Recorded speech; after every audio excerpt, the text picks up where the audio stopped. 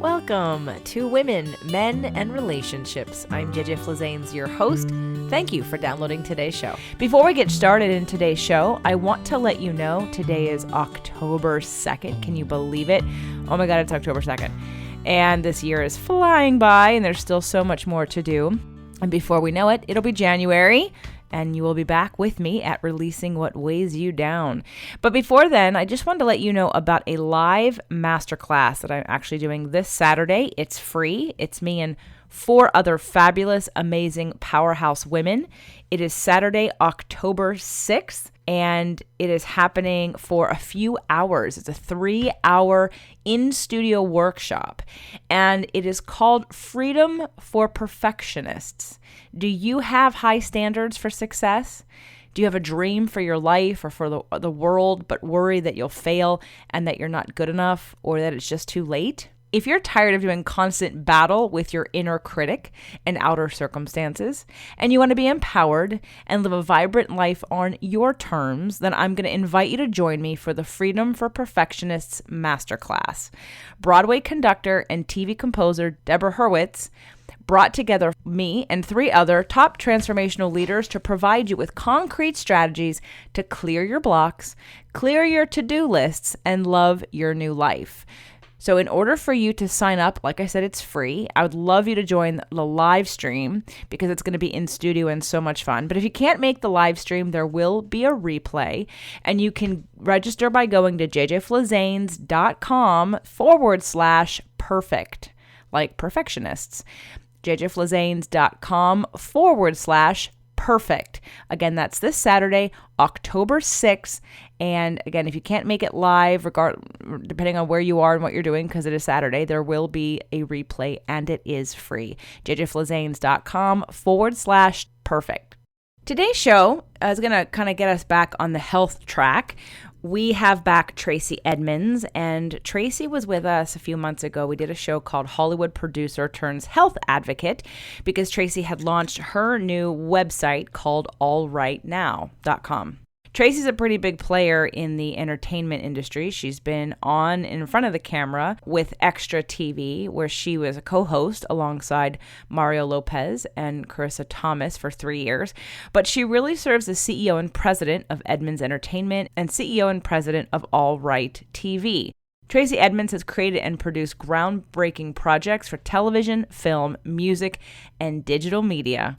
She's a Stanford grad. She has served on the board of governors for the Producers Guild of America, where she chaired the Guild's annual Celebration of Diversity Gala for 3 consecutive years. And since recording the first episode, Tracey and I have actually become friends and have recorded a few shows together on different people's podcasts, including what's going to be coming out soon on the Food Heals podcast. So Tracey, I invite everyone to go back and download the Hollywood Producer Turned Health Advocate show that Tracey and I first did together. And this one, we're going to dive a little deeper into alternative medicine treatments for cancer, as well as just the conversation that keeps going on about the difference between Western medicine and alternative medicine from our point of view, those of us that are very interested in studying and asking questions against the status quo because of loved ones or even ourselves who've gone through things and uncovered, let's just say, ways in which we deal with our bodies that maybe aren't as mainstream, that we definitely want to spread the word about. Welcome back to the show, Tracey. Thank you. Always great to be here. We touched on a lot of things on our last call and our last show, and I want to make sure everybody who is listening to this, if you haven't heard Tracey's first show we did, please go back and find it and listen to it. It was awesome, and we touched on all these different topics, and I want to go a little deeper in some of the things that we touched on and got excited about but sort of ran out of time for.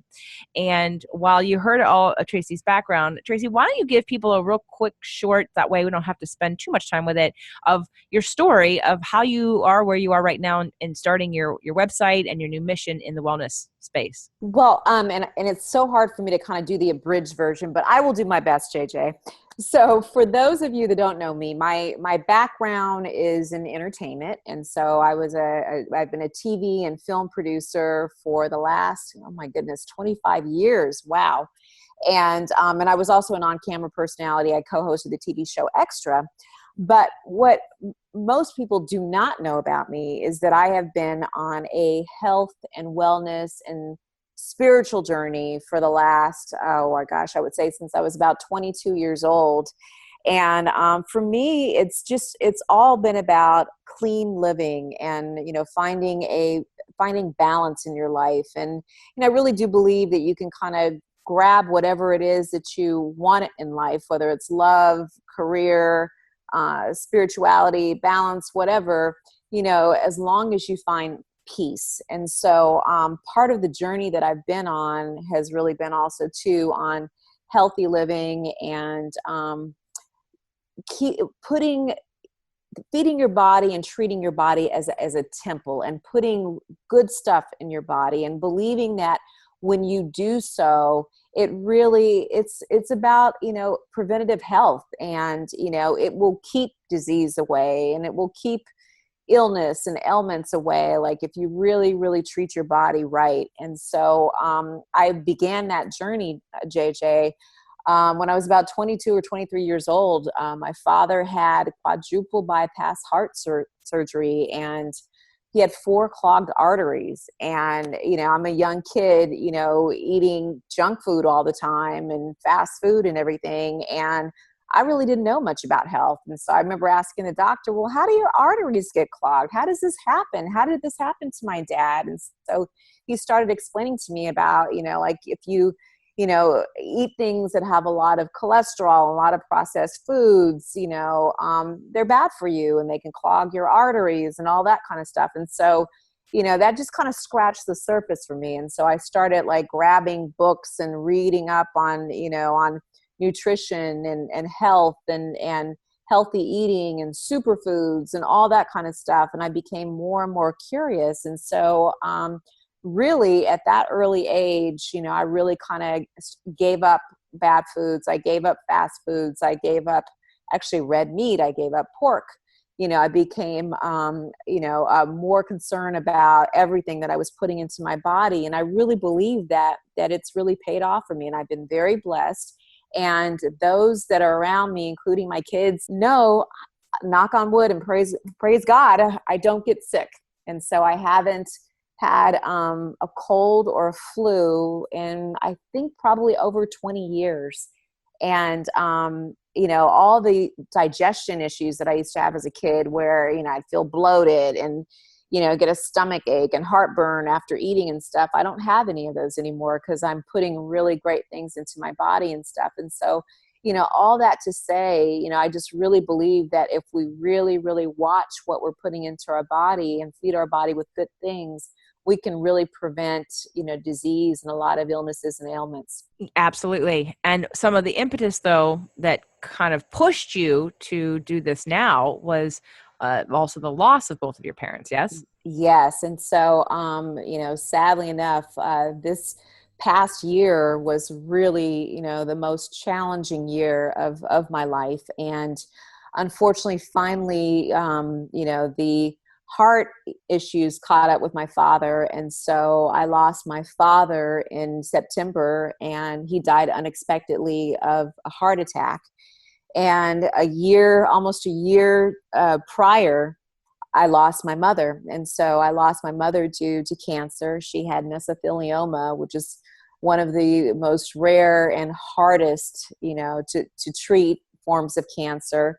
And she also had 2 blood diseases at the same time that we were fighting. She had a red blood cell disease and a white blood cell disease. And so, I went on a journey with her for about 2 years where, I was just kind of by her side, and searching the world for cures and for help for her and stuff. And so I learned a lot along the way about cancer, as part of that journey. And so all that to say is that, yes, it's been a really, really challenging year. And so, having gone through that experience and losing, both of my parents, it really felt like, it was time, for this next chapter in my life, which is to share what I've learned, with as many people as I can about health and wellness and balance and taking care of yourself. And so I launched this website January 1st, and the website is really about, sharing tools with everyone so that they can be their best selves. Oh, I'm so sorry. And I said this in last show. I'm so sorry to hear that, because I can't even imagine that, the loss. And I know that the loss, though, has empowered you and pushed you to serve in a greater way, which is why you created All Right Now. And while I wouldn't wish that on anyone, or, but as life cycles, we have that. It creates meaning in our pain to then help and be even more dedicated to the mission of helping other people. And so that was a lot of what we talked about in the first show with Tracey. And I wanted her to share that with you, for those of you that haven't heard her first show. Yes. And one of the things that we did talk about that I want to dive into deeper today, there's a balance between two things, practical versus spiritual. And the practical side, like I said, neither one of us are physicians, but because you have been so interested for so long, and you've been a student, and you've asked questions, and you've been able to have the resources and the time to focus on your parents and what they were going through and ask questions. You had mentioned in the previous show about pharmaceuticals, and that you have all that you have learned, that you would basically want to make it so that you never needed to take any kind of pharmaceutical drugs ever. And you prefaced it by saying, I don't know how you feel about this, JJ, which most of the people who listen to my show know I'd be very much with you on that. And I am. And so what it was great. And so I want to go down that path a little bit. And I want you to share with us what you learned, because we're just sharing information. And again, neither one of us are physicians. And so, but the great thing about today's day and age with the internet is we have access to learn things. So it's not just in the medical book that a doctor has. I mean, most of the doctors I've had on my show are the first to tell me that you never learn about nutrition as a physician. But most of you out there listen to your doctor when they tell you what to eat. But they're not nutritionists, and they didn't study nutrition in their medical practice, in their medical degree. They had one semester, if that, of nutrition in all of their training. But because they're a doctor, we give them all this power as if they know everything about everything.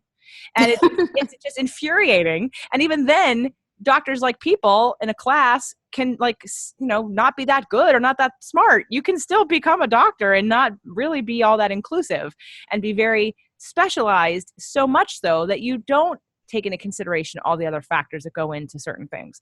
So I'm not trying to disrespect the medical profession, because I think it has a place, but I think that there's this mysticism too, and this overpower that we give to the Western medical, when really, if we dug underneath the surface, it's really a lot of politics and money. And I don't believe that cancer and chemotherapy is ever going away. It's one of the biggest businesses we have. While there's cancer research, I really don't believe that it's ever going away. It's too much money. Exactly. Doctors are making and hospitals are making, and we're getting more and more hospitals. And you know why? Because we keep thinking that the medical profession is going to heal us. And I don't believe that at all. I think our healthcare is sick care. When you get to that point, you're not healthy, you're sick. It's not healthcare, it's sick care. And what Tracey's doing and what I'm doing and what other people out there passionately doing are trying to keep you from ever stepping foot there, because we want to keep you healthy and prevent that from happening. That's where health is to me. Oh, that's so good. I could not have said that better, JJ. That's pretty awesome what you said. I mean, just to add to what to what you're sharing, you have to go back and you have to look at ancient cultures, right? And you go back and you look at, ancient India, you look at cultures all over the world, Eastern cultures. And, these are ancient cultures that predated pharmaceuticals. And so when they had illnesses, they relied on botanical remedies. And so they relied on plants and, and vegetables and, flowers, things that were at their disposal and that were part of nature. And they, they had very bright, intelligent people in their cultures that, were ancient scientists in a way, and ancient doctors in a way, and, knew that, if you were sick, that, things like garlic could help you, or things like oregano could help you. And so, these were, this was knowledge that was passed on from generation to generation, and it's still valid. These botanical items still help people with ailments and illnesses. And, if you're consuming, a lot of these botanicals and certain fruits and vegetables, the same way that they worked in ancient cultures, they work in modern day society, where they can help you prevent or get over a cold, or help you with a sore throat, or, ointments that can, from aloe vera, that can help with skin. And, so all of those things are still very relevant. The thing that's happened, in modern day society, and, just keeping it real in this conversation, is that, the media and pharmaceutical companies, are running the world, and so, and everyone, from doctors, unfortunately, to the media, to, everyone, they're in bed with pharmaceutical companies. And the only way pharmaceutical companies can make money, like you said, JJ, is off of sick people, people that have ailments and people that have illnesses. And so, it's to a pharmaceutical company's best interest to market and promote these products as, the end all to cure, these ailments. Whereas if people really kind of studied, botanical science and, natural remedies for some of these things, they wouldn't even need to spend money on these pharmaceuticals, because it's already there. A lot of these things are already there in your kitchen. And so, one of the things that I did when I really, started getting hip to natural medicine and, the benefits of, botanicals and things like that, is I cleaned out my pantry, and I used to have a whole little medicine chest that had all of the traditional over-the-counter remedies for colds and all that kind of stuff. And so I had, quite a bit of that stuff. And so, because I was using it on, even on my kids and stuff, but I cleared out all that, and I replaced it with things like, oregano oil, garlic oil, turmeric, botanical healthy remedies for all of these things. And, and I, got my kids into that, as well. And so the second I'd see them starting to, look like they're getting a cold or a flu, we've got, echinacea and, garlic, and, we're doing all of that and implementing all of that into their system, as opposed to, these over-counter, pharmaceutical items that really have a lot of bad side effects and really put a lot of bad chemicals into your system. And for our household, it's been amazing. Like, my kids, they don't get sick, very often. And so, they're at school, and, they're around other sick kids and stuff. And so, every now and then they'll come home, and I can tell, like my son will say, "Mom, I think I'm getting a sore throat." And, we start the natural, remedies and stuff into effect immediately, and it goes away really, really fast. What were some of the things that you learned specifically about, like, when your parents were dealing with their illnesses and then in their decline? Well, I mean, sadly enough, when my mom had, cancer and stuff, and again, she had probably if not one of the hardest forms of cancer to cure, that being mesothelioma. And so even if we had wanted to go down the chemo route, which we didn't, or radiation route, which we didn't, those two treatment forms do not help mesothelioma at all. So I really just kind of started, like, researching and reading and talking to doctors all over the world about mesothelioma, but also about cancer, and so I started, like, learning a lot of things. And one of the things I think, JJ, that we may have touched on, last time, just for a hot second, but we can go a little bit deeper into it, is, sugar, actually, causes cancer to grow. Cancer cells, they eat sugar and they multiply, off of sugar, and they grow and expand, and unfortunately, I'm not going to say all Western doctors, but most Western doctors do not talk about that. Most Western oncologists that are supposed to be cancer experts do not inform the public about that, at all. And so, a lot of us, probably most of us have some cancer cells in our body. So it's probably pretty impossible, not to have a single cancer cell in your body or whatever, but a lot of these cancer cells are kind of, dormant, in a lot of individuals that are, deemed pretty healthy, but they can grow and they can expand and they can multiply. And they can do so, off of sugar and stuff. And so, it was really sad for me to see, like, even in my mom's case, I'd go into, the doctor's office with her, and, I'd see a lot of cancer patients, and they were receiving, chemotherapy and stuff, but then in the doctor's office, I'd see these big bowls of like candy, and stuff. And I was just like, gosh, I'm like, isn't anyone telling these cancer patients that, like, stay away from sugar, right? Let's kind of not give the cancer, any additional, ammunition to grow, and so, so that was a really eye-opening, experience for me, like really talking to, other doctors that, were really doing scientific studies on, the connection between sugar consumption, and cancer growth. And sadly enough, like, I still don't know how my mom got mesothelioma, because it's like one of the rarest, and normally it afflicts people in the lungs, and normally it's construction workers, and somehow she got it in the stomach, and we don't know how. But prior to her being diagnosed, it appeared that like her stomach had grown, quite a bit in the last year, and she didn't know what was going on, but I think it was, the tumors in her stomach that were growing. And, one of the things, and I don't, I can't prove that this is a direct connection for why things grew so fastly, but my mom had a thing for sweet iced tea, and she would make pictures and pictures of sweet iced tea and just drink it all day long. And she'd put so much sugar into the sweet iced tea. And every time I come to visit her and open up the refrigerator, there's just pictures and pictures of sweet iced tea.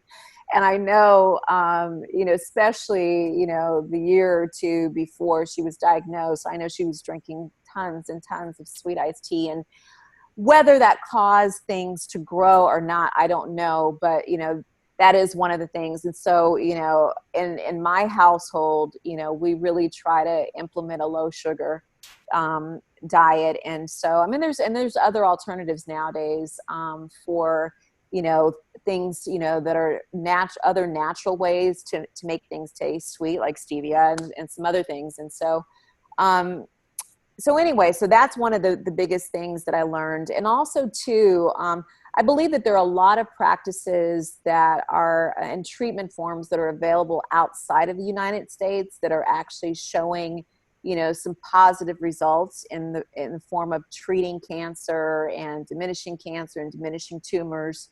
One of them being high dosages of vitamin C.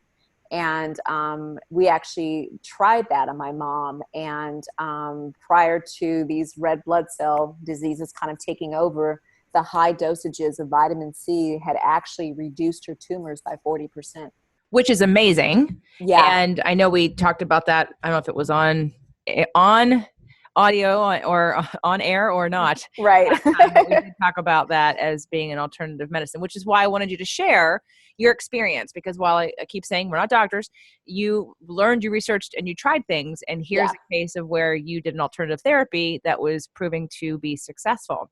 Right. And on the point with the sugar, I've done several shows. I've got it in the last book I just wrote, and I talk about sugar not as often recently in the last like 6 months, because I've been moving on to more spiritual things, but it's on a lot of the shows I've already done. So anyone can go back and find The Truth About Sugar. It was in season 2 of the Fit to Love podcast. It will be back again, because one of the things that I learned about sugar and understand, because I work in a medical facility with a nutritionist and a functional medicine physician.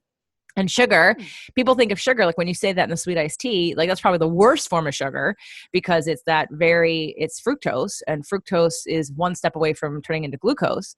And we look at most things as being sweet, as being sugar, but what people don't realize is carbohydrates turn to sugar. Right. All carbohydrates, your fruits, your vegetables, and all starchy carbohydrates turn to sugar. And so it's not just about cutting out the sweet things, it's about limiting those starchy carbohydrates and our total carbohydrate, which is why the keto diet has been very popular recently because it was actually used with cancer patients. It was taking people down to a very, very, very minute, small amount of carbohydrate, and tumors would shrink and die. And that just proved that, what you just talked about in terms of doctors researching the correlation between sugar and cancer, and that Right. cancer cells grow when they're fed, and they're fed by sugar. But sugar is more than just the sweet sugar that we eat. It's also in all of our starchy carbohydrates, and as well as our fruits and vegetables. But I'm gonna say, don't worry about your fruits and vegetables. They've got antioxidants and vitamin C in them, so they'll be fine. But it's mostly these less nutritious, don't have too much in them that we need, starchy carbohydrates that people overconsume, from French fries to breads and cookies, and forget the sugar stuff, but just all that, the pastas and we overeat those things, and then that's as much sugar in our body as drinking a Coke. Yep, you're so right on all fronts. Totally agree. So this vitamin C treatment, did you do anything else besides vitamin C for your mom? You know what? That's as far as we got, unfortunately. To be honest with you, there was another doctor in Vienna that was doing amazing things in Vienna. And I saw, I read his reports and everything. And so he was doing making amazing progress, combining immunotherapy with heat and vitamin C IVs, and so high dosages of vitamin C. And so I was trying to actually get her out to Vienna, the last year of her life, just to see maybe if he would give us, some hope. And, sadly enough, the doctor here in LA was like, I don't believe any of that stuff. It's not worth you going out and traveling, to try any of that stuff. And so unfortunately, he discouraged her from trying that. So we never got a chance to see on her the benefits of this immunotherapy, heat, and vitamin C process. But I can tell you, and this is a whole nother podcast, JJ, I can tell you that I have another relative, unfortunately, that got cancer, got non-Hodgkin's lymphoma, and we sent him over to Vienna to try the immunotherapy and the heat and the vitamin C. And it took him from stage 4 to right now, we don't see any signs of it in his body. Awesome. So, yeah, pretty incredible. And how did you learn about, because I have got my number one resource for alternative cancer treatments. How did you find out about these? Just Googling on the internet? You know what? There's a guy, Dr. Ralph Moss. Have you come across him yet, JJ? No. He's amazing. He is considered a world-renowned cancer expert. He has he's written several best-selling novels, lectures all over the world, and he is what I consider him pretty much an authority on regular, traditional cancer treatments, Western medicine treatments, your traditional chemo, radiation, all of that, as well as alternative, treatments as well. So he is very well versed in both ways to treat cancer.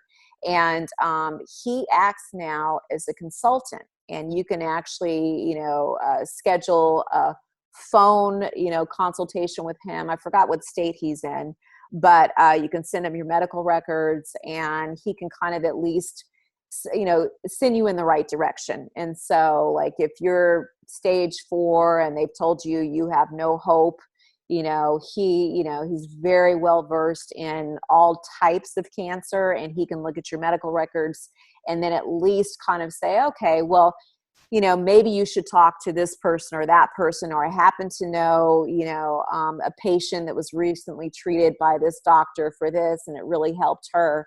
And so he's the one, JJ, that actually referred me to the doctor in Vienna, because he had actually been out to visit his facility, his clinic, his hospital, and had actually, reviewed the patient's records and all of that. That's great. And I'm glad for that resource. And I'm going to look him up, because my resource that I tell everyone to get is Knockout by Suzanne Summers. Oh, yeah. Her book is basically interviews with doctors who are curing cancer. And then the book also tells you how not to get it in the first place. So, and she wrote this book after Breakthrough. And I don't know if you know Suzanne's work, but she did Breakthrough, which was about the 8 steps, I believe, of wellness. I've got it over here, but I don't know what the subtitle is. But there were 8 different pillars of health and wellness. And she really went deep into bioidentical hormone replacement, as well as other things in wellness. And what had happened was after she wrote that book, because Knockout came out right away, like very soon after that book came out. And I thought, why did she just write a book so fast after this one? And if you just go to the bookstore and read the intro to this book, you will buy it, first of all. But Knockout is her story of how she went to the doctor.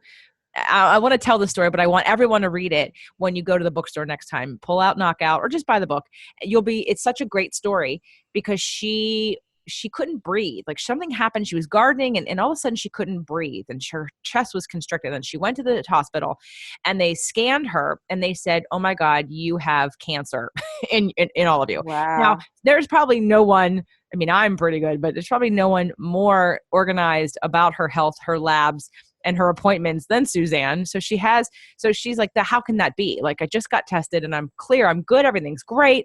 And so she was but she had literally 2 or 3 doctors look at her 2 or 3 times and say, no, you have cancer and it's pretty much like you're going to die and you need to come to terms with that. And so here we have someone who's in the alternative health but she's interviewed so many doctors and she's a pioneer for thinking outside the box and questioning the things that we don't question that seem to then make us sicker and worse. And she even got to the place where she believed them. She thought she was going to die. And her daughter, I don't know if it's her biological daughter or her husband's daughter or however, but her daughter knew there was no way and went digging and digging through her medical records, all the things that she had been tested recently. And then she traced back everything Suzanne had done. And she found that when she was gardening, there was a certain kind of spore in the dirt that when she inhaled it, it showed up on the whatever medical device they use to read and show what's going on inside of her lungs. It showed up looking like cancer, but it was actually a spore. Wow. And these doctors had her prescribing her medications, serious medications, like that will kill her adrenals.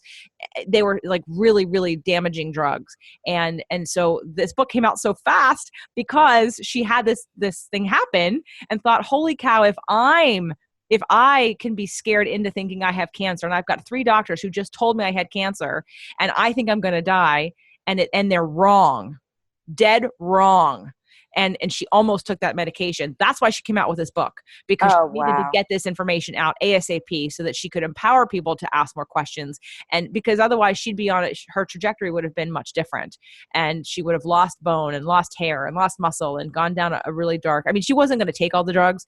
She has so many physician friends that she called them all and people said, no, don't take that. But it was the idea that someone in the position that she is with her body, with physicians, that even she thought, she was convinced, because that's the power of what we give, even when you're on the outside, medical professionals that said, no, you have cancer. Well, guess what? She didn't have cancer. So you know what, that is a crazy, but I'm sure this happens so more often than we could even imagine, where, doctors or, misdiagnosing things and prescribing, pharmaceuticals for, ailments that do not exist. And so I'm glad Suzanne's story has a happy ending.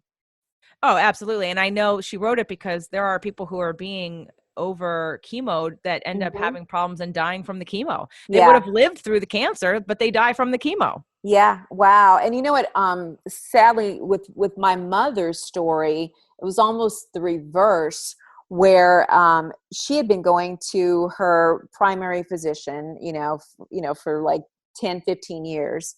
And the last few years of her life, and I remember she kept telling me that she felt horrible. She felt like something was wrong.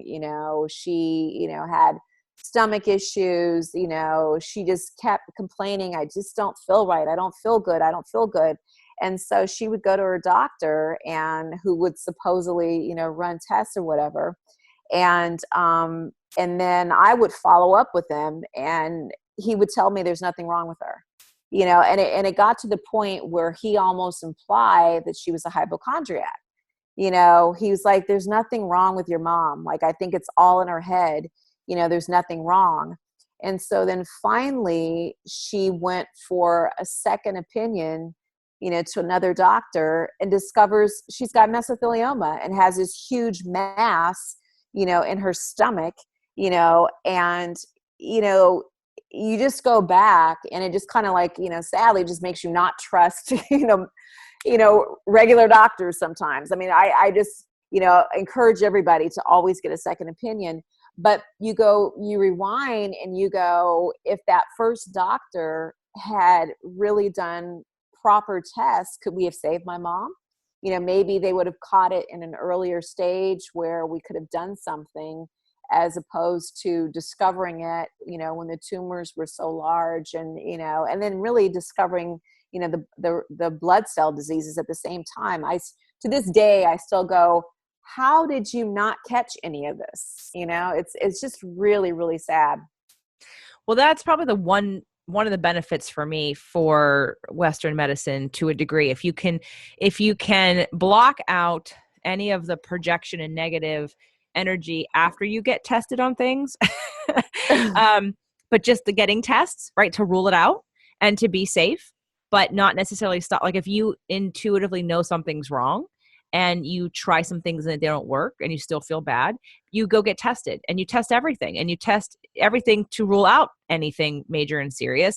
And then, but the next step of where you go after that is where I want to take this conversation next, which is into that spiritual part, into that, what do we do besides alternative medicine? What is the responsibility of the person for the disease we've contracted, right? What's our part that we've played in that? And I know we talked about it for a brief moment on the last show about emotions, because I think I might have said to you, I don't know if you said to me, because when it comes to cancer across the board, I've got this awesome book called Messages from the Body, and it's the psychological meaning of all disease and ailments and pains and things like that.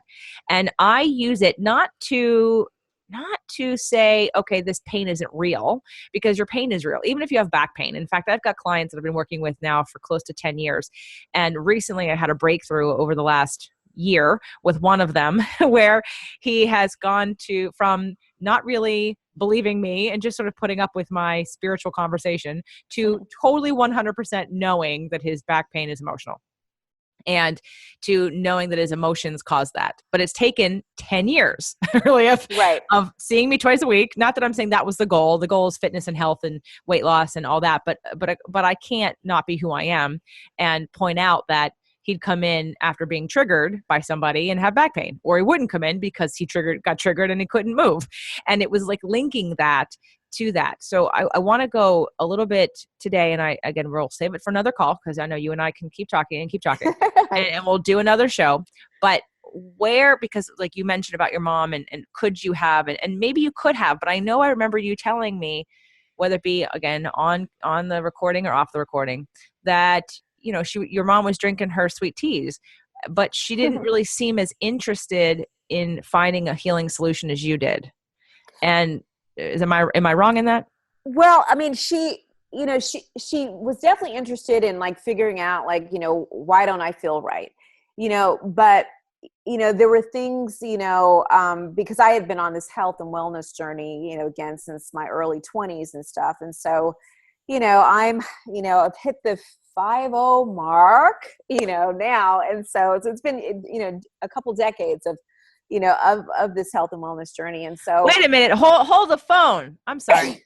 You look like you're 30. So if anyone hasn't seen Tracey, go right away to allrightnow.com because she looks 30. So if there's any poster child for natural living, it's Tracey. I love you. You know what? And it's like the older I get, the more I hate saying my age, but I'm like, okay, I just got to like own the fact that I am getting older. And that's the one last little hurdle I got to get over. Like, okay, just own the fact I'm getting older, and just be cool with that, which I'm just, trying to just kind of be cool with, just living in the now. So.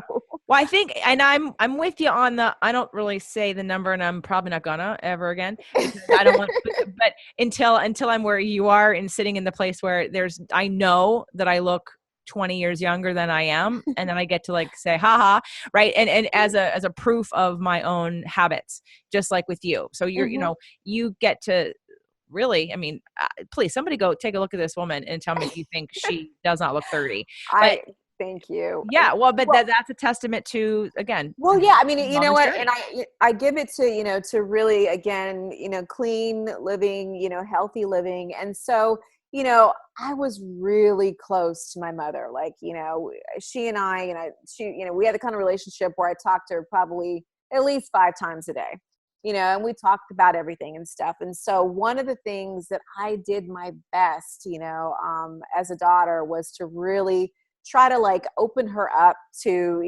the idea of healthy eating and preventative, health care and, all that kind of stuff. And so could never, establish a connection there and stuff. And so like, she was very old school. My mom was from Houston, Texas. And so she loved her soul food, her fried foods, her, banana puddings and, all that, her sweet tea, and so, so we could never kind of get her on that path and stuff. And so she had people who know my mom, she's beautiful, but her weight would kind of fluctuate and go up and down and stuff. And, and then when it went up and she wanted to lose weight, unfortunately she tried those quick fixes and stuff and the, diet pills and all that kind of stuff without even really paying attention to what was in those diet pills and stuff. And so, we would have those like conversations where I was like, Mom, stop, come on, don't put that in your body and stuff. And she'd be like, leave me alone.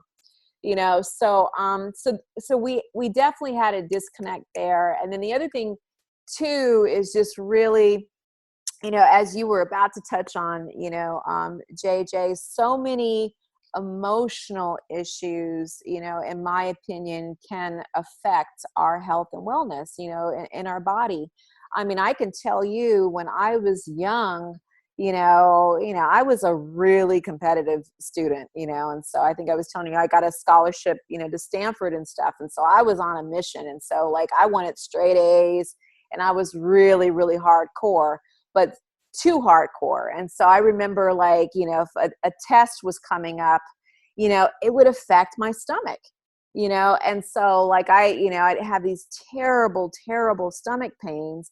And, I'm a kid at the time and I did not realize that it was my stress and worry that was causing these stomach pains. And so I remember finally, going to the doctor and, they did all these tests because they're trying to figure out if I had appendicitis, what was going on.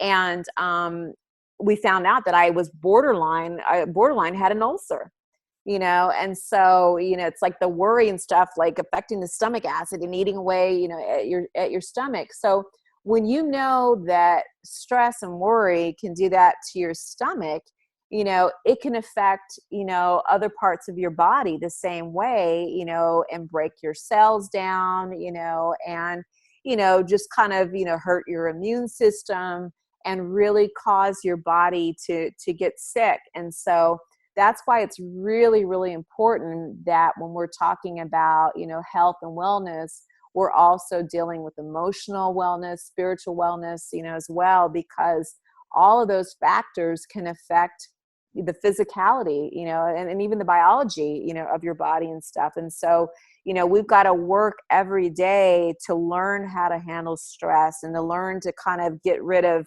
worry as much as we can, get rid of anger, get rid of resentment, get rid of, any kind of negativity or negative thoughts that we are incorporating into our body and into our system, because these negative thoughts and negative energies that's flowing through our body can really break our body down. And so, I'm a firm believer in that.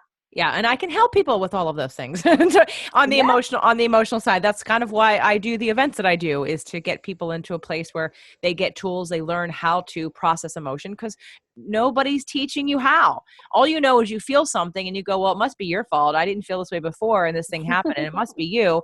And no one teaches you how to think about it. No one teaches you how to take responsibility for an awareness of what your needs are, or even be able to identify emotions, because then there's the people that don't even know they're upset, and that's why they're overeating or why they're smoking or why they're drinking, and they're not even aware that they're so uncomfortable they're trying to numb it. And so yes, definitely emotions are a huge part. In fact, one of the books that I one day will read, I bought it and I'm a huge fan of his, and it's like I don't need to read it, and I don't mean that on a technical level because I haven't read it, but I mean I don't need to be convinced. Other people may need to be convinced, but I'm talking about Bruce Lipton's Biology of Belief. And it's about, like you had mentioned, we all have cancer cells. We all have cancer cells. Hands down, we all have cancer cells. Whether they get expressed or not is depending on the environment they're put in. And that environment is a balance of what goes into our bodies and how we think and feel. Because the energy we have in our bodies, there are people who eat poor foods who might never get sick. And there are people who eat healthy foods that might get sick all the time. And the difference between those two is not necessarily the food factor, it's the emotional factor. It's how much toxic energy do you have emotionally? How much stored anger do you have from your childhood? How much resentment? How much depression do you have because you feel stuck in your life? All those things are toxic. And when you have that toxicity being created from your emotions, it can cause cancer just the same as something that you eat. And so we had touched on that a little bit. And again, we're only touching on it a little bit again today. So we're definitely going to have you back and continue down this journey, because I want to explore a little bit more and share a little bit deeper your own spiritual and emotional path and growth through all of this. I know we've kept it kind of top level, and this is why I'm motivated to do this, and this is how I've been, but I want to go a little deeper, if you're willing, on a different show and explore that. But I wanted to definitely today just touch back on what you've learned, tap into that, share that with others, and encourage people to question what you do. Please don't ever feel like you have to, empower yourselves enough with information that you don't feel victimized by a physician or by a condition. Know that there's so many different options out there. Talk to people, research things. You don't know what you don't know. And you have to be, I believe, like the doctor of your own body. You have to be responsible for the decisions that you make. So let's tell people where to find information from you and all this great stuff that you're learning that I know that you're sharing. Tell them about the site, tell them where to go and how to navigate and what to expect. Well, I would love for, anyone that wants to learn more about lifestyle changes to help find balance in life, on tools to become the best you, please check us out at allrightnow.com. And so let me spell it out for you. So it's ALRIGHTNOW.com. So allrightnow.com. And also follow us on social media at Instagram and on Twitter. And let me spell this out for you. So it's at ALRIGHTNOWHQ. So All Right Now HQ. So follow us there on Twitter and social media as well. So, and thank you guys for supporting us. Thank you, Tracey, for being on the show. You'll be back soon, everyone. If you have any questions that you'd like Tracey to address or for us to talk about, please feel free to send me an email through any of the social media channels that you're already connected to, or an email if you're on my list. And we'll definitely have Tracey back. Go check out All Right Now. Tracey, thank you for being here. Thank you, JJ.